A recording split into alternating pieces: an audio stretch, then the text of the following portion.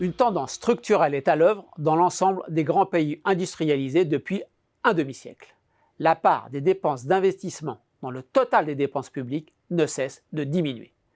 Un rapport récent, dirigé par Floriana Saniglia et Francesco Saraceno, pointe spécifiquement la dégradation de la situation dans les pays européens. Entre 2008 et 2018, dans l'Union européenne, l'investissement public est passé de 3,4% du PIB à 2,9%, soit un niveau inférieur de 15% à celui qui prévalait avant la crise financière. Et encore, la légère remontée de 2017-2019 tient-elle à un effort particulier du côté des pays de l'Est. L'explication est simple. Les politiques d'austérité suivies après la crise financière et celle de la zone euro ont prioritairement porté sur la réduction des dépenses d'investissement.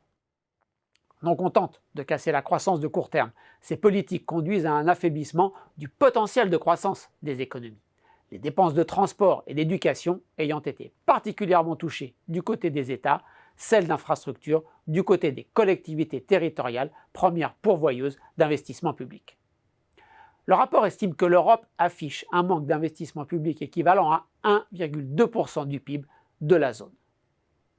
Plusieurs contributions passent en revue de manière précise les cas de l'Allemagne, de l'Espagne, de l'Italie et de la France. Chez nous, la baisse de l'investissement public est marquée depuis 2010. Elle a contribué à 30% de la politique d'austérité budgétaire suivie à l'époque.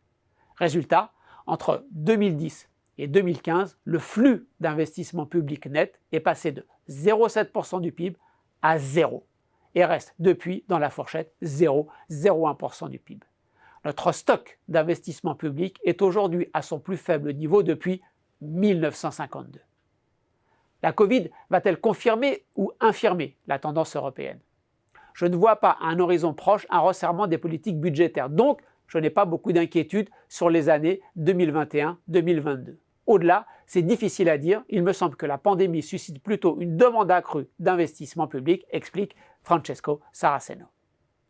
Quoi qu'il en soit, le focus européen sur la réduction des déficits structurels, hors variation de la conjoncture, incite les gouvernements à réduire les investissements publics au détriment de la compétitivité de la zone.